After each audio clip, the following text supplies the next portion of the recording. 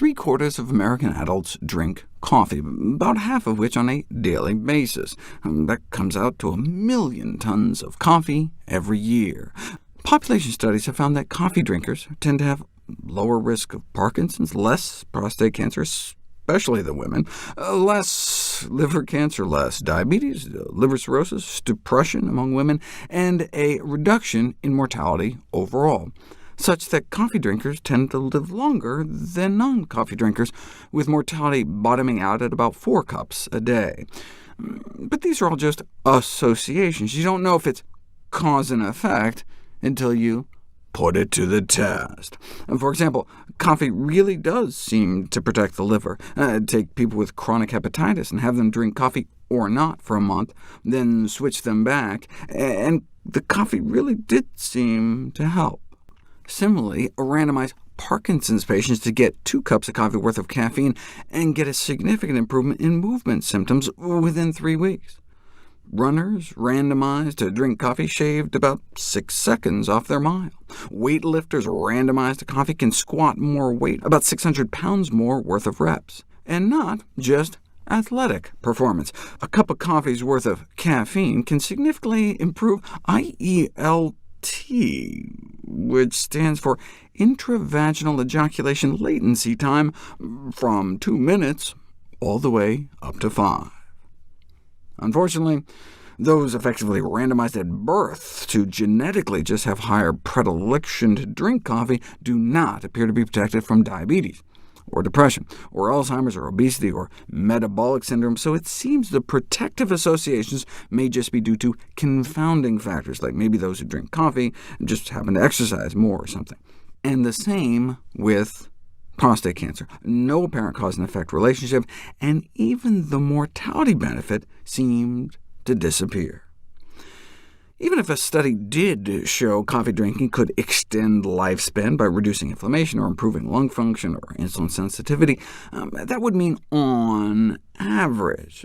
There is inter-individual variability after consumption of major plant food compounds, meaning people may respond differently. For example, how crazy is this?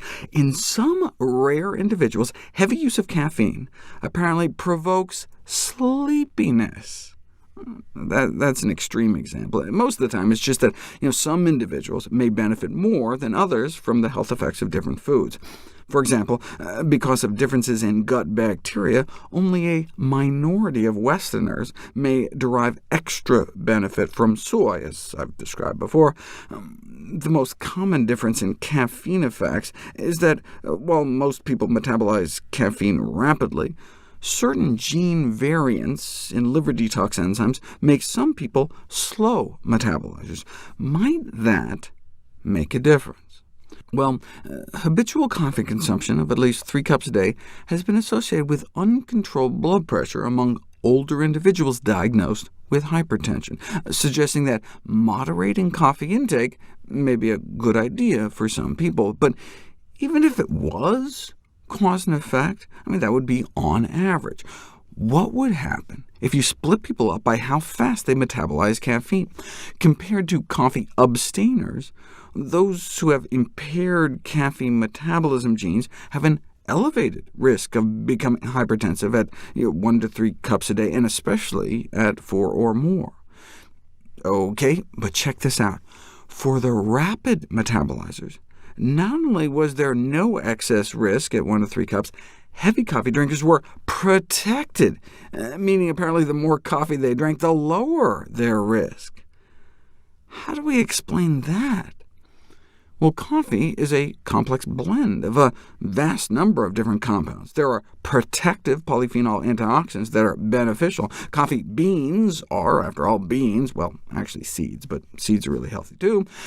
On the other hand, there's the caffeine, which can spike adrenaline levels in the blood, but only if you're a slow metabolizer. Rapid metabolizers can clear caffeine so fast that there's no increase in adrenaline, even at 4 or more cups a day. And so then you just have the beneficial polyphenols that actually lower your blood pressure, hence the benefit overall. Thus, There seems to be a Jekyll and Hyde aspect to coffee whose overall action on the cardiovascular system appears to be regulated by that gene for the enzyme that metabolizes caffeine. The important question, though, is, does it give women larger breasts? What? Young women who drink a lot of coffee and are rapid caffeine metabolizers have about half a baseball-sized larger breast volume, which may be a bad thing, as breast volume is associated with breast cancer risk. But no, the important question is, what about heart attack risk?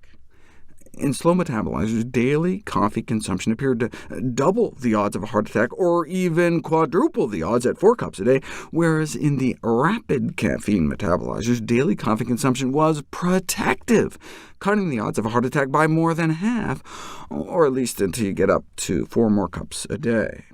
The protective effects observed among rapid metabolizers suggest that the efficient elimination of caffeine might have unmasked the protective effects of other phytochemicals in coffee. We think it may be the adrenaline again, since if you're a slow metabolizer of adrenaline, high coffee consumption may put you at risk as well. So, is coffee friend or foe? These studies suggest the possibility that slow caffeine metabolizers who consume caffeinated coffee may have an increased risk of cardiovascular disease, whereas fast caffeine metabolizers may be protected from this risk by the antioxidants and other beneficial compounds present.